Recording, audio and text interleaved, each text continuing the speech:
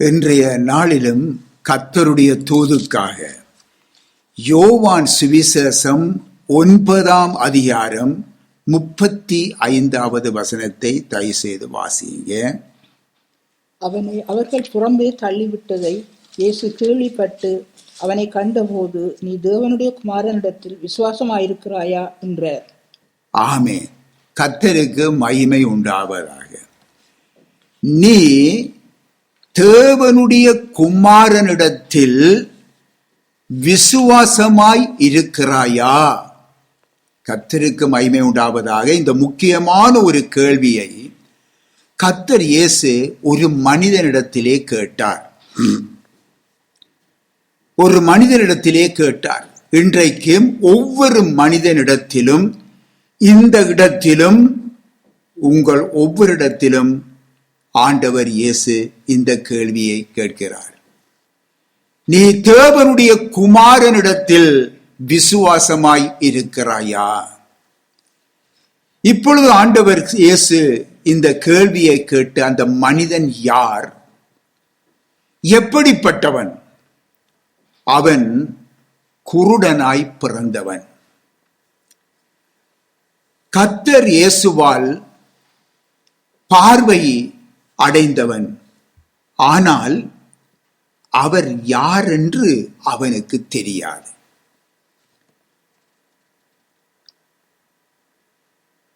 ஆனாலும் தனக்கு இவ்வளவு ஒரு பெரிதான ஒரு விடுதலையை தந்தவரை குறித்து சாட்சியிட்ட காரணத்தினாலே, அவன் எங்கும் சாட்சியிட்ட காரணத்தினாலே அவன் தேவாலயத்தில் இருந்து யூத மத குருக்களால் அவன் புறம்பாக்கப்பட்டான்.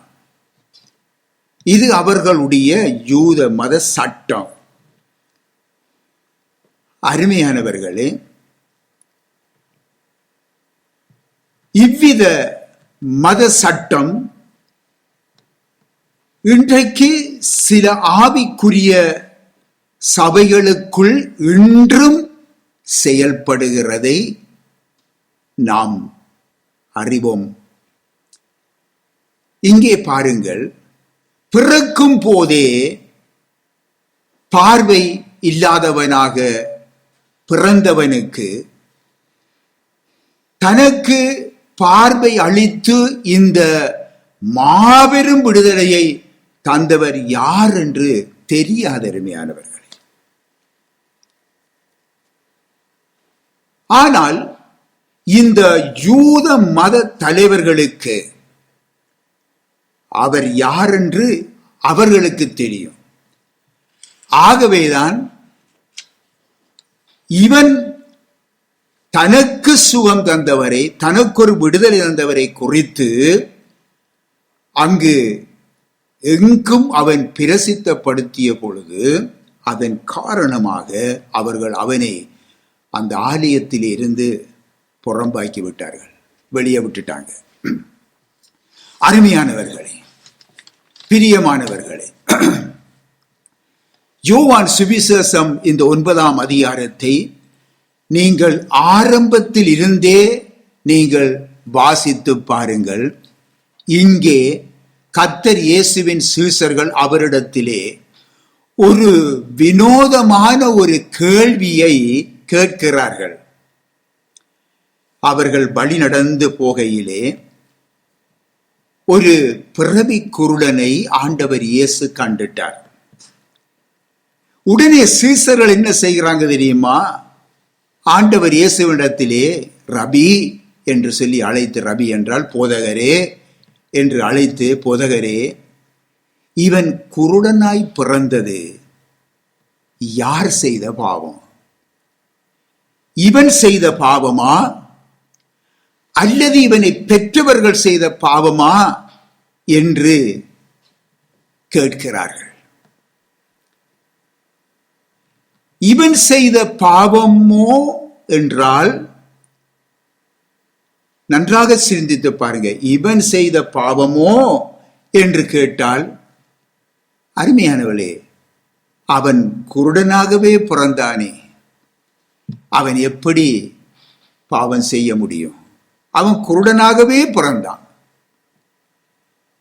ஆகவே பாவத்தின் பயனை மறுபிறவியில்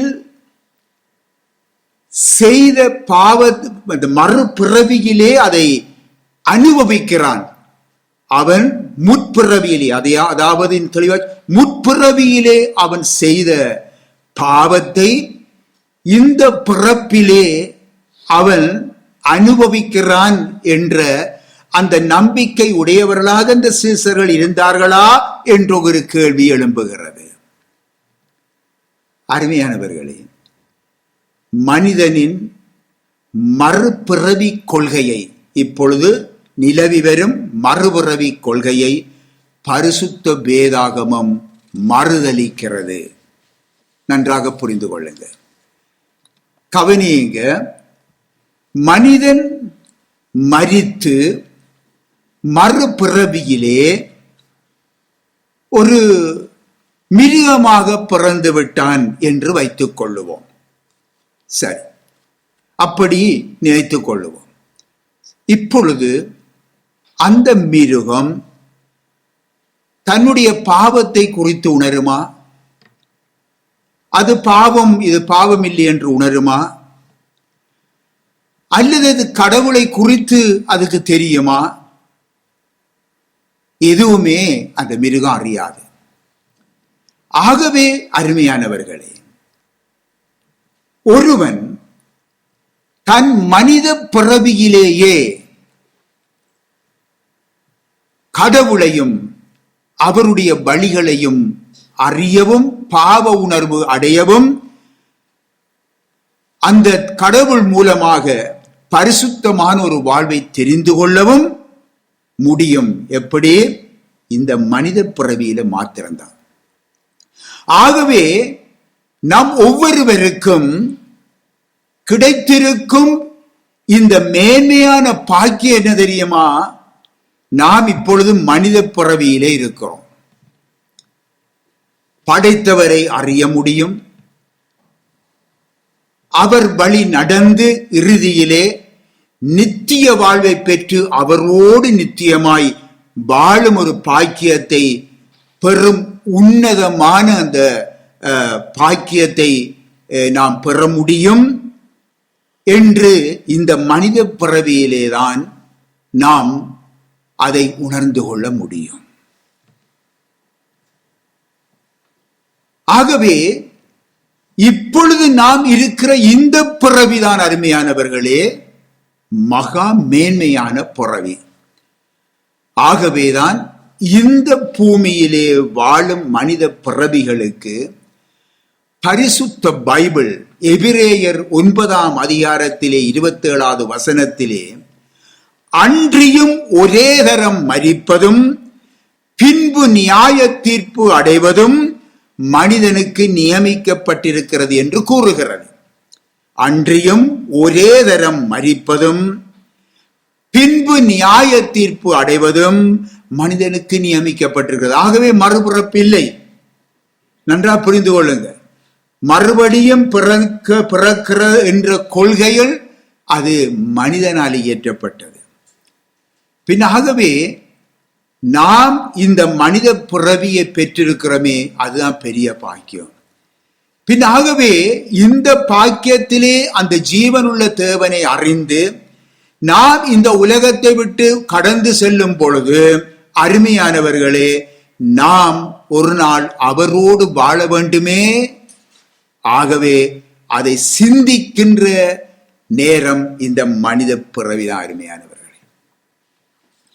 ஆகவே இந்த உலகத்திலே வாழும் எந்த ஒரு மனிதனும் தனக்கு கிடைத்திருக்கிற இந்த சந்தர்ப்பத்தை சரிவர பயன்படுத்திக் கொள்ள வேண்டும். அருமையானவர்களே, அடுத்தது பாருங்க, இவனை பெற்றவர்கள் செய்த பாவமோ என்பதற்கு அடுத்த கேள்வி இதுதான். இந்த உலகத்திலே ஒரு மனிதன் பிறக்கும் போதே பாவத்தோடு பிறக்கிறான். முதல் அதை தெரிந்து கொள்ளும். இவனை பெற்றவர்கள் செய்த பாவமோ என்ற கேள்வியை வைத்துக்கொண்டு இப்பொழுது ஒரு காரியத்தை பார்க்கிறோம். இந்த உலகத்திலே மனிதன் பிறக்கும் போதே பாவத்தோடு தான் பிறக்கிறான். சங்கீதம் 51:5 நீங்கள் வாசித்து பாருங்க. இதோ நான் துர்க்குணத்தில் உருவானேன், என் தாய் என்னை பாவத்தில் கற்பந்தரித்தாள் என்று சொல்லி எழுதப்பட்டிருக்கிறது. ஆதி பெற்றோரின் அந்த பாவத்தின் காரணமாகவே இந்த உலகத்திலே நோய் வந்தது, துன்பம் வந்தது, வேதனை வந்தது, மரணமும் வந்தது.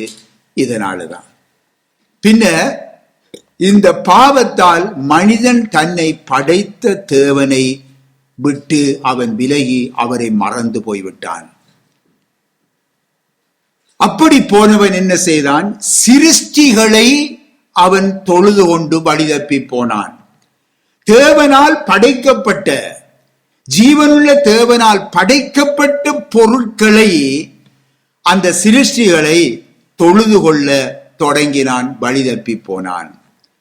பரிசுத்த பைபிளிலே யாத்திராகமத்திலே 20ஆம் அதிகாரத்திலே நீங்கள் எடுத்து வாசித்து பாருங்கள். அங்கே தேவன் மனிதனுக்கு கொடுத்த 10 கட்டளைகளை காணுகிறோம். இந்த 10 கட்டளைகளில் முதலாம் கட்டளை என்ன தெரியுமா? வாசிக்கிறேன் பாருங்கள். என்னை அன்றி உனக்கு வேறே தேவர்கள் உண்டாயிருக்க வேண்டாம். என்னை அன்றி உனக்கு வேறே தேவர்கள் உண்டாயிருக்க வேண்டாம்.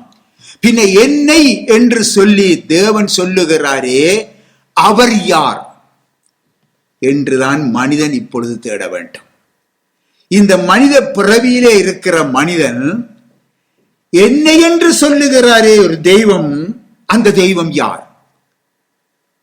அருமையானவர்களே, நம்மை படைத்தவரை தேட வேண்டும்.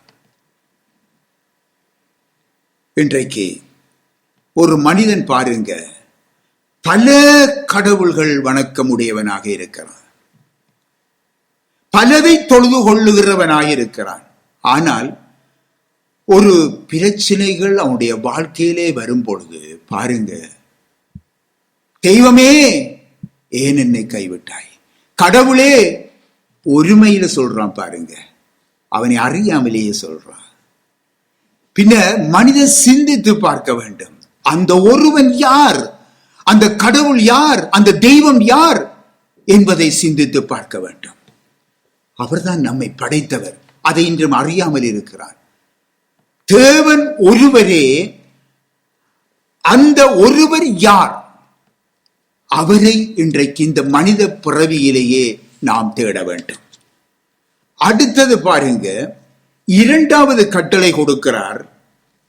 மேலே வானத்திலும் கீழே பூமியிலும் பூமியின் கீழ் தண்ணீரிலும் உண்டாயிருக்கிறவர்களுக்கு ஒப்பாயிருக்கிற ஒரு சொரூபத்தை ஆகிலும் யாதொரு விக்கிரகத்தை ஆகிலும் நீ உனக்கு உண்டாக்க வேண்டாம், நீ அவைகளை நமஸ்கரிக்கவும் சேவிக்கவும் வேண்டாம் என்று சொல்லி கர்த்தர் சொல்லுகின்றார்.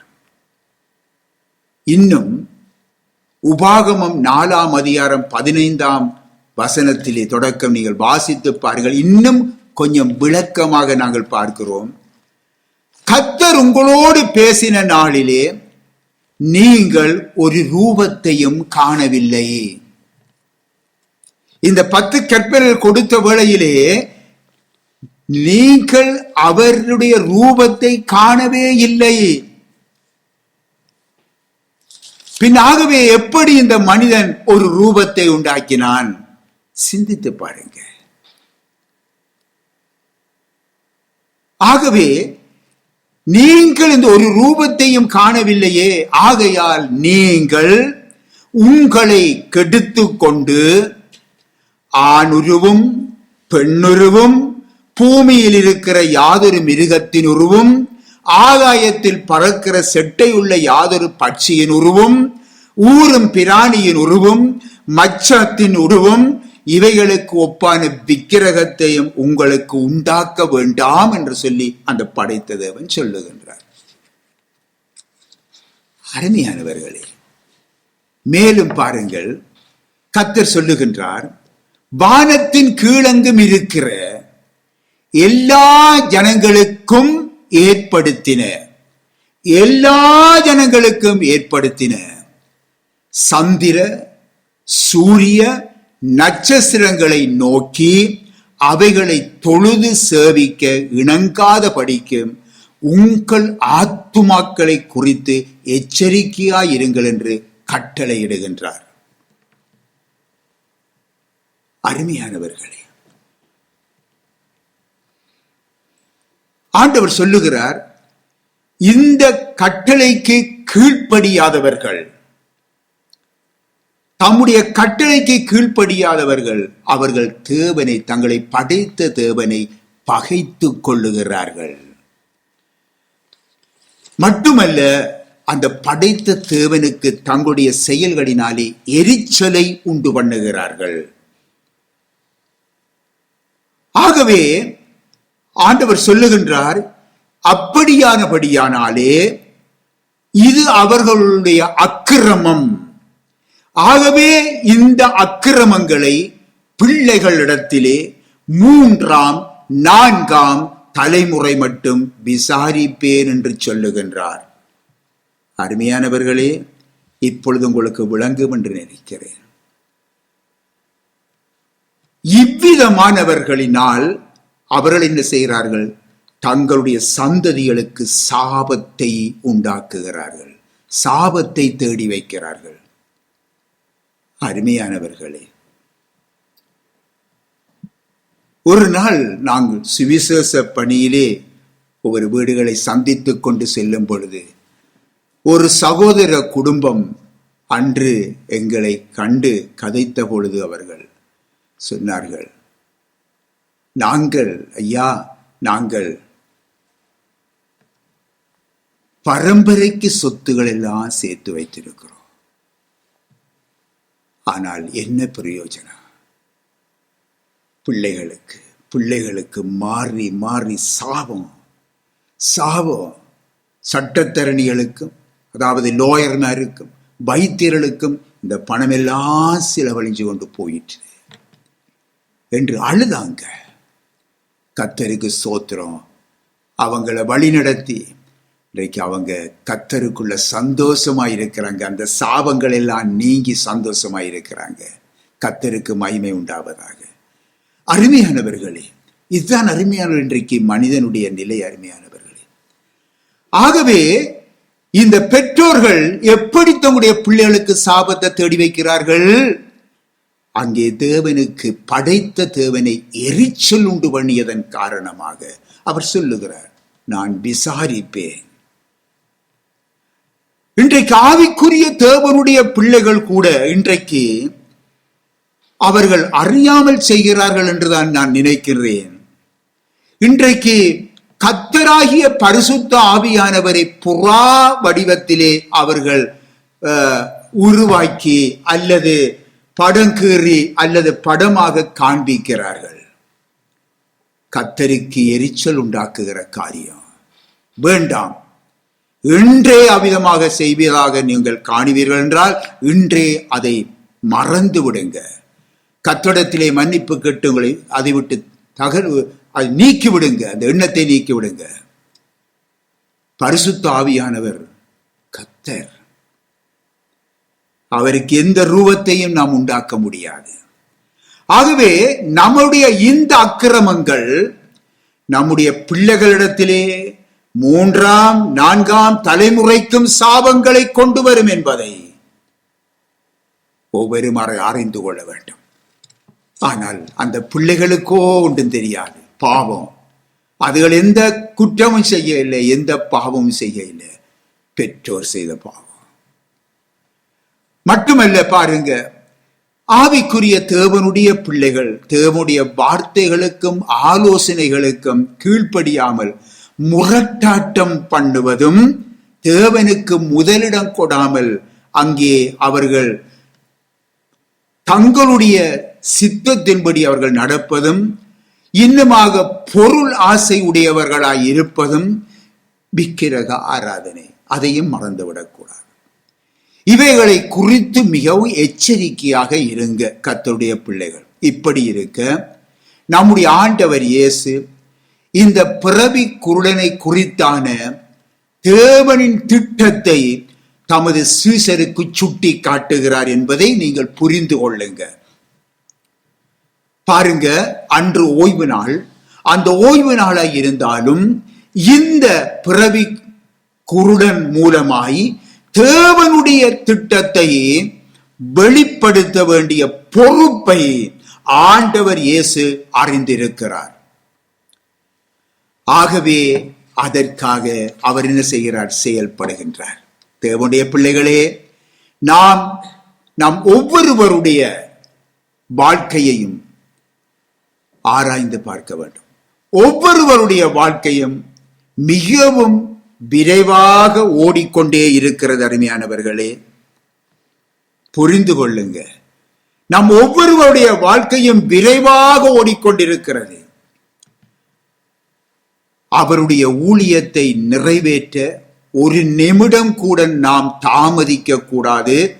நாம் சாக்கு போக்கு சொல்லிக் கொண்டிருக்க கூடாது. ஏன்? இது நமக்கு தேவனால் தரப்பட்டிருக்கும் கிருபையின் தருணம். அருமையானவர்களே, கர்த்தர் நமக்கு தந்திருக்கிற ஒரு கிருபையின் தருணம். நன்றாக புரிந்து கொள்ளுங்க. நாம் தேவ ஊழியத்தை செய்ய முடியாதபடி இராக்காலம் வருகிறது என்று ஆண்டவர் சொல்லுவதை நீங்கள் தொடர்ந்து வாசித்து பாருங்கள். இந்த குருடனுடைய சம்பவத்திலே இருந்து ஆண்டவர் சொல்லிக் கொண்டு வார புரிந்து கொள்ள வேண்டும். ஏன் அதை சொல்லுகிறார்? தேவனுடைய ஊழியத்தை செய்ய முடியாதபடி இராக்காலம் வருகிறது. வசனம் 4 நாம் ஒவ்வொருவரும் உணரும்படியான ஒரு ஆழ்ந்த எச்சரிப்பை கர்த்தர் இயேசு நமக்கு தந்திருக்கிறார்.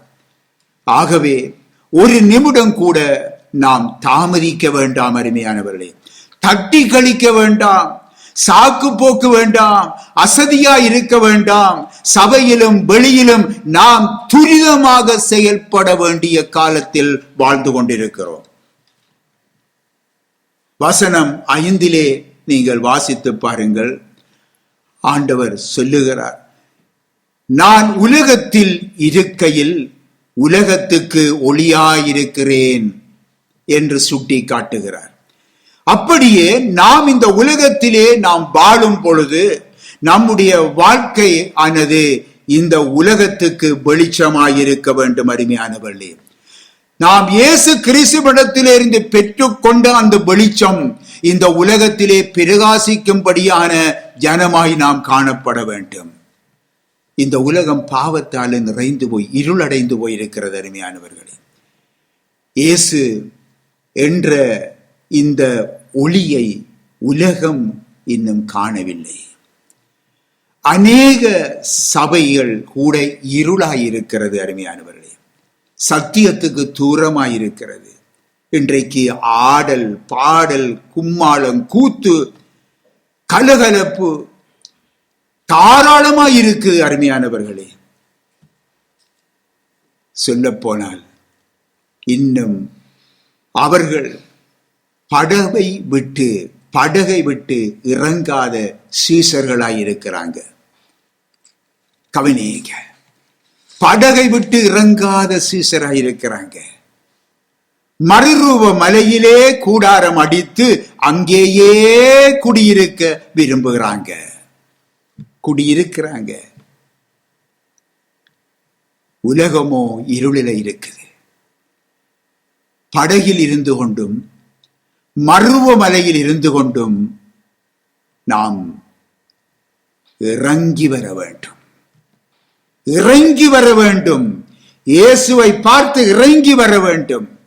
சகேயுவை போல மரத்தில் இருந்து கொண்டு, மரத்திலே ஏறி இருந்து கொண்டு இயேசுவை பார்க்க முடியாது. இயேசு நம் உள்ளத்திலே வர வேண்டும், நம்முடைய வீட்டிலே வாசம் பண்ண வேண்டும் என்றால் நான் அங்கிருந்து சீக்கிரமாய் இறங்கி வர வேண்டும். அருமையானவர்களே, சுவிசேஷம் என்ற ஒளி மூலமாக இந்த உலகம் வெளிச்சத்தை காணும். அருமையானவர்களே, சுவிசேஷ ஒளி ஒவ்வொரு மனிதனுக்குள்ளும் ஒவ்வொரு வீட்டுக்குள்ளும் எடுத்து செல்லப்பட வேண்டும். யார்? அவருடைய ஒளியை பெற்றிருக்கிற, அவருடைய வெளிச்சத்தை பெற்றிருக்கிற பிள்ளைகள் தான் எடுத்து செல்ல வேண்டும். சுவிசேஷ கூட்டம் என்று அருமையானவர்களே மேடைகள் அமைத்து அந்த மருவ மலையிலே தங்கி இருக்கும் வரை சுவிசேஷ ஒளி உலகத்துக்கு சென்றடைய வாய்ப்பில்லை. அருமையானவர்களே, உலகம் என்பது ஒவ்வொரு மனிதனையுமே குறிக்கிறது. சபை என்பது ரட்சிக்கப்பட்ட ஒவ்வொரு தேவ பிள்ளைகளும் கூடி நிற்கும் இடத்தை குறிக்கிறது. 4 சுவர் கொண்ட கட்டிடத்தை அல்ல. 2 பேராய் கர்த்தர் அனுப்பினதை நாங்கள் பார்க்கிறோம் அல்லவா?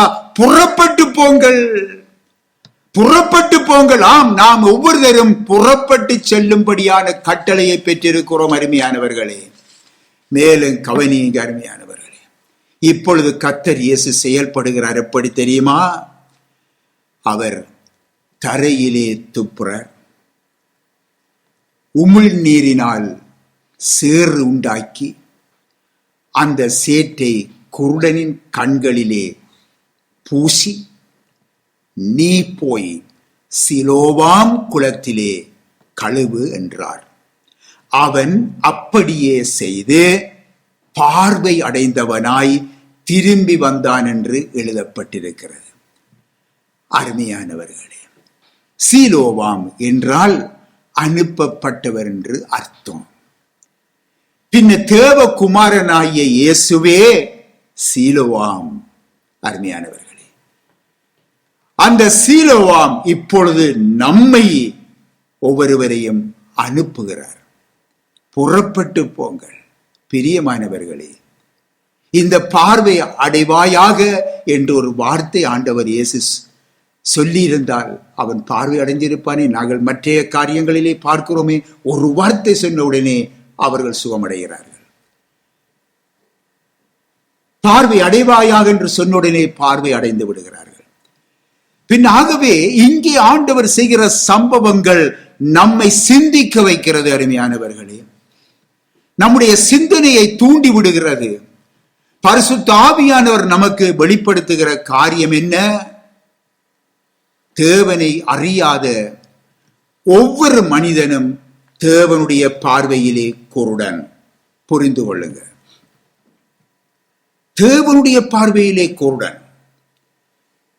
ஒருவன் இந்த உலகத்திலே பிறக்கும் போதே பாவியாய் பிறக்கிறான். அதாவது அவன் குருடனாய் பிறக்கிறான், ஆவிக்குரிய குருடனாய் பிறக்கிறான். எந்த ஒரு மதத்திலும் அவன் பிறக்கவில்லை. நன்றாக விளங்கிக் கொள்ளுங்க. எந்த ஒரு குழந்தையாவது பிறக்கும் பொழுது அது இன்ன மதத்திலே பிறந்து என்று சொல்லுவீர்களா? இல்லையே. ஆனால் பிறக்கிற குழந்தை என்ன செய்கிறது? மதம் அப்படியே அவனை தூக்கி கொண்டு போய் குருடனாக தங்களுடன் வைத்துக் கொள்ளுகிறது. இதுதான் இரகசியம்.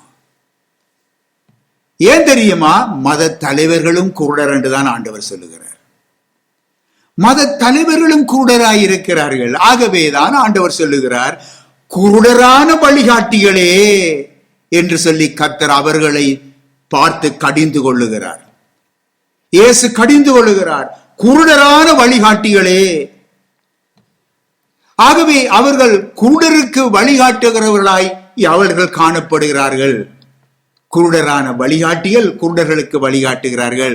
இங்கேதான் இதிலே நிக்கோதேமுவும் ஒரு அருமையானவர்களே. நிக்கோதேமுவும் அந்த போதகனும் ஒரு குருடருக்கு வழிகாட்டுகிறவனாத்தான் இருந்தான். ஆனால் ஆண்டவர் சொல்கிறார் தெரியுமா? குருடனுக்கு வழிகாட்டினால் இருவரும் குழியிலே விழுவார்கள். பார்த்தீர்களா? பின் ஆவிக்குரிய ரீதியிலே மதமானது தங்களுடையவர்களை பிச்சை பாத்திரம் ஏந்த வைக்கிறது. நீங்க வெளிப்படையாக பாருங்க, அந்த பிச்சைக்காரன் ஆலய வாசலிலே இருந்தான், தர்மம் எடுத்துக் கொண்டிருந்தான், பிச்சை போடுங்க ஐயாண்டு கேட்டுக்கொண்டே இருந்தான் சொல்லி நாங்க பார்க்கிறோம் அல்லவா? பின் ஆகவே இந்த ஆவிக்குரிய ரீதியிலே பார்க்கும் பொழுது அது எந்த மதமாயிருக்கலாம், கிறிஸ்தவ மதமாகவும் இருக்கலாம். இன்றைக்கு உலகத்திலே உருவாக்கப்பட்டிருக்கிற கிறிஸ்தவ மதங்களாகவும் இருக்கலாம். அவர்கள் என்ன செய்கிறார்கள்? தங்களிடத்திலே இருக்கிற அந்த குருடரை பிச்சை பாத்திரம் ஏந்தும்படியாக செய்து வைக்கிறார்கள். அதாவது படைத்த தேவனை, அந்த பரம தகப்பனை அவர்கள் அறிய விடாமல் ஆத்தும பசி தாகத்துடன் பிச்சை பாத்திரம் ஏந்தி திரிய வைக்கிறார்கள். அருமையானவர்களே, அப்படியே அந்த ஆத்துமாக்களை வைத்து ஆவியிலே சாகடிக்கிறார்கள். ஆத்துமா நித்திய ஜீவனை இழந்து போகிறது. ஆகவே மதம் ஒரு மனிதனுக்கு நித்திய ஜீவனை கொடுக்க முடியாது. எந்த மதமாக இருந்தாலும், கிறிஸ்தவ மதமாக இருந்தாலும் ஆத்தும சாந்தி கொடுக்க முடியாது. இன்றைக்கு கிறிஸ்தவ மதங்களிலே சில மதங்கள் பாருங்க, இறந்து போனவர்களுக்கு பூசை வைப்பார்கள். என்னென்றால் அவனுடைய ஆத்துமா சாந்தி அடையணும். முடியாது. பிரியமானவர்களே, தேவனுடைய கிருபை ஒவ்வொரு மனிதனையும் தேடி வருகிறது. அன்று அந்த பிறவி குருடனை தேடி வந்த கிருபையே அவன் அந்த கிருபையை ஏற்றுக்கொண்ட பொழுது வெளிச்சத்தை கண்டான், பார்வை அடைந்தான். அவன் பார்வை அடைய சேறு உண்டாக்கி அவன் கண்களின் மேல் ஆண்டவர் இயேசு பூசுறாரே, அது என்ன? அது என்ன அருமையானவர்களே? சிந்தித்து பார்த்திருக்கிறீர்களா? ஆம், மனிதனை மண்ணினால் உருவாக்கிய மனிதன் அவருடைய கிருபையினாலே ஜீவனை பெற்றுக் கொள்ளுகிறான். ஆகவே அவன் பார்வை அடைகிறான், வெளிச்சத்தை காணுகிறான். இந்த களிமண்ணான அவனை கொண்டே அந்த சுவிசேஷம் என்ற அந்த காரியத்தினாலே மற்றவர்கள் பிரகாசிக்க வேண்டும் என்று சொல்லி தேவன் சித்தமுள்ளவராயிருக்கிறார். இந்த களிமண்ணான மனுஷனை கொண்டே சுவிசேஷ ஒளியை மற்றவர்கள் மேல் பிரகாசிக்க செய்ய தேவன் சித்தமுள்ளவராயிருக்கிறார். இப்பொழுது வாசிப்போம் தயவு செய்து ஏசாயா 6ஆம் அதிகாரம் 8வது வசனம். பின்பு யாரை நான் அனுப்புவேன்? யாரை நான் அனுப்புவேன்? நமது காரியமாய் போவான். யார் நமது காரியமாய் போவான் என்று உரைக்கிற ஆண்டவருடைய சத்தத்தை கேட்டேன். அதற்கு நான் அடியேன் இருக்கிறேன், என்னை அனுப்பும் என்றேன். ஆம், கர்த்தருக்கு மகிமை உண்டாவதாக. என்னை அனுப்பும், என்னை அனுப்பும் இயேசுவே, என்னை அனுப்பும். உந்தன் காரியமாய் என்னை அனுப்பும், உந்தன் காரியமாய் என்னை அனுப்பும். தேவன் கேட்டுக்கொண்டிருக்கிறார், யாரை நான் அனுப்புவேன்? யார் நமது காரியமாய் போவான்? இது ஆண்டவரின் சத்தம். அருமையான தேவனுடைய பிள்ளைகளே, ஆண்டவராகிய இயேசு கிறிஸ்துவை தங்களுடைய சொந்த இரட்சகராக ஏற்றுக்கொண்ட ஒவ்வொரு பிள்ளைகளையும் கர்த்தர் அனுப்பி கொண்டே இருக்கிறார். இதோ அடியேன் இருக்கிறேன், என்னை அனுப்பும், என்னை அனுப்பும் என்று சொல்லி நாங்கள் ஓடுகிறவர்களாய் காணப்பட வேண்டும். அருமையானவர்களே, தேவ பிள்ளைகளாகிய நீங்கள் ஒவ்வொருவரும் ஒரு சீலோவாம். ஒவ்வொரு கர்த்தரின் சபையும் சீலோவாம். நன்றாக புரிந்து கொள்ள வேண்டும். பரிசுத்த ஆவியை பெற்றிருக்கும் தேவ ஜனமே, தரித்திரருக்கு சுவிசேஷத்தை பிரசங்கிக்க, குருடருக்கு பார்வையை கொடுக்க புறப்பட்டு போங்கென்றே கர்த்தர் உங்களை அனுப்புகிறார். பிரியமானவர்களே, இந்த பிறவி குருடன் இன்றைக்கு தான் விடுதலை பெற்றதை அவன் சாட்சியாக அறிவித்துக் கொண்டிருந்ததினாலே மதத்தால் அவன் தள்ளப்பட்டான். பார்த்தீர்களா? மதத்தால் தள்ளப்பட்டான், தேவாலயத்துக்குள் புறம்பாக்கப்பட்டான். இதை கேள்விப்பட்ட கர்த்தர் இயேசு அவனை சந்திக்கிறார். நன்றாக கவனியுங்க, சந்திக்கிறார். இப்பொழுது தேவாலயத்திலிருந்து புறம்பே தள்ளப்பட்டவன் தனிமையிலே நிற்கிறான். இயேசு அவனை சந்திக்கிறார்.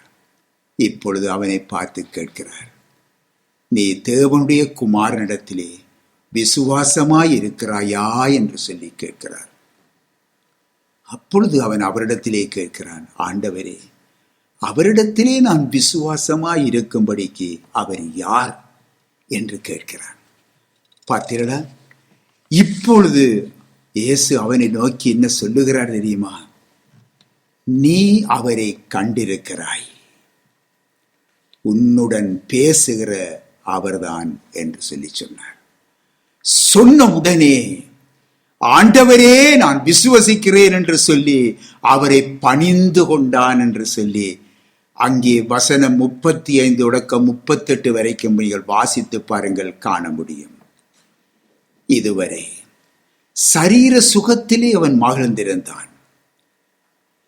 இயேசுவை தேவனுடைய குமாரன் என்று சொல்லி விசுவசித்து அறிக்கை செய்த பொழுது அந்த ஆத்துமாவிலே அவன் விடுதலை பெற்று இரட்சிப்படைந்தான். இருள் சூழ்ந்திருந்த அவனுடைய ஆத்துமா பிரகாசித்தது, வெளிச்சத்தை கண்டது. அதனால் தான் இயேசுவை அவன் பணிந்து கொள்ளுகிறான், தொழுது கொள்ளுகிறவனாக மாறுகின்றான். மதம் அவனை புறம்பே தள்ளியது. அவன் பெற்றோர் மெதுவாக அவனை விட்டு நழுவி போனார்கள். கர்த்தர் இயேசுவோ தன்னிடத்தில் வந்த அவனை அவர் ஏற்றுக்கொண்டார். பார்த்தீர்கள் அருமையானவர்களே, ஏசாயா 49 அதிகாரத்திலே 15, 16 நீங்கள் வாசித்து பாருங்கள். தாய் மறந்தாலும் நான் உன்னை மறப்பதில்லை என்று கர்த்தர் சொல்லுகிறாரே. வருத்தப்பட்டு பாரம் சுமக்கிறவர்களே, நீங்கள் எல்லோரும் என்னிடத்திலே வாருங்கள், நான் உங்களுக்கு இளைப்பாறுதல் தருவேன் என்று கர்த்தர் வாக்களித்திருக்கிறாரே. பிதாவானவர் எனக்கு கொடுக்கிற யாவும் என்னிடத்திலே வரும், என்னிடத்தில் வருகிறவனை நான் புறம்பே தள்ளுவதில்லை என்று சொல்லி வாக்களித்திருக்கிறாரே நம்முடைய ஆண்டவர் இயேசு. அந்த இயேசு அண்டை வருவீங்களா? அந்த இயேசு அண்டை வருவீங்களா? அந்த இயேசு அண்டை ஏன் வரும்படியாக அவர் எதிர்பார்க்கிறார்? சிலுவையை சுமந்து கொண்டு என் பின்னே வா என்று சொல்லுகிறார். சிலுவையை சுமந்து கொண்டு என் பின்னே வா என்று சொல்லி. ஆம், அவரண்டை வருகிற ஒவ்வொருவரும் அவருக்காக சிலுவை சுமக்க வேண்டும். ஆம், மதம் தள்ளியது. பெற்றோர்கள் அவனை தள்ளி மெதுவாக நழுவி விட்டார்கள். ஏன்? அவன் இயேசுவை அவன் பின்பற்றுகிறான், ஆனால் அவன் அறியாமல் செய்தான், அறியாமல் நடந்து கொண்டிருந்தான். ஆனாலும் அவர்கள் தள்ளிவிட்டார்கள். ஆனால் இயேசுவை கண்ட பொழுதோ, அவர் யார் என்று அறிந்த பொழுதோ அவரை தொழுது கொள்ளுகிறவனாக மாறினான். ஹல்லேலூயா. இயேசு ஒவ்வொருவரையும் அழைத்துக் கொண்டிருக்கிறார், அழைத்துக் கொண்டிருக்கிறார். இயேசு அழைக்கிறார், இயேசு அழைக்கிறார். ஆவலையுன்னை தம் கரங்கள் நீட்டி இயேசு அழைக்கிறார். ஆவலையுன்னை தம் கரங்கள் நீட்டி இயேசு அழைக்கிறார். எத்துல்ப நேரத்திலும் ஆறுதல் உனக்களிப்பார். எத்துல்ப நேரத்திலும் ஆறுதல் உனக்களிப்பார். என்றோணர்ந்தே நீ நீயும் இயேசுவை நோக்கினால் எல்லையில்லா இன்பம் பெற்றிடுவாய் என்றுணர்ந்து நீயும் இயேசுவை நோக்கினால் எல்லையில்லா இன்பம் பெற்றிடுவாய். இயேசு அழைக்கிறார், இயேசு அழைக்கிறார், ஆவலாய் உன்னை தம் கரங்கள் நீட்டியே இயேசு அழைக்கிறார். கண்ணீரெல்லாம் துடைப்பார், கல்மணி போல் காப்பார். கண்ணீரெல்லாம் துடைப்பார், கல்மணி போல் காப்பார். கார்மேகம் போன்ற கஷ்டங்கள் வந்தாலும் கருத்துடன் உன்னை காத்திடவே. கார்மேகம் போன்ற கஷ்டங்கள் வந்தாலும் கருத்துடன் உன்னை காத்திடவே. இயேசு அழைக்கிறார், இயேசு அழைக்கிறார், ஆவலாய் உன்னை தம் கரங்கள் நீட்டி இயேசு அழைக்கிறார். சோர்வடையும் நேரத்திலே ஆறுதல் உனக்களிப்பார். சோர்வடையும் நேரத்திலே ஆறுதல் உனக்களிப்பார். அவருள் வெளிச்சமும் ரட்சிப்புமானதால் தாமதமின்றி நீ வந்திடுவாய். அவருள் வெளிச்சமும் ரட்சிப்புமானதால் தாமதமின்றி நீ வந்திடுவாய். இயேசு அழைக்கிறார், இயேசு அழைக்கிறார், ஆவலாய் உன்னை தம் கரங்கள் நீட்டி இயேசு அழைக்கிறார். சகல வியாதியையும் குணமாக்க வல்லவராம். சகல வியாதியையும் குணமாக்க வல்லவராம். யாராயிருந்தாலும் பேதங்கள் என்றே கிருபையாய் அன்பை அளித்திடவே. யாராயிருந்தாலும் பேதங்கள் என்றே கிருபையாய் அன்பை அளித்திடவே. இயேசு அழைக்கிறார், இயேசு அழைக்கிறார், ஆவலாய் உன்னை தம் கரங்கள் நீட்டி இயேசு அழைக்கிறார். ஆவலாய் உன்னை தம் கரங்கள் நீட்டியே இயேசு அழைக்கிறார். ஆம், அந்த இயேசு உன்னை அழைக்கிறார். அவரிடத்திலே உன்னை ஒப்புக் கொடுப்பாய் என்றால்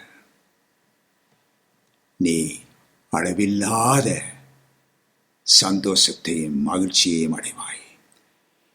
இந்த உலகம் உன்னை வெறுக்கலாம், உன்னுடைய பெற்றார் உன்னை வெறுக்கலாம், உன்னுடைய நண்பர்கள் உன்னை வெறுக்கலாம். இயேசுவோ தம்மிடத்தில் வருகிற எவரையும் புறம்பே தள்ள மாட்டார். அவரை விசுவாசியுங்க, அவரிடத்திலே வாருங்க. ஆமென். கர்த்தர் உங்களை ஆசீர்வதிப்பார்.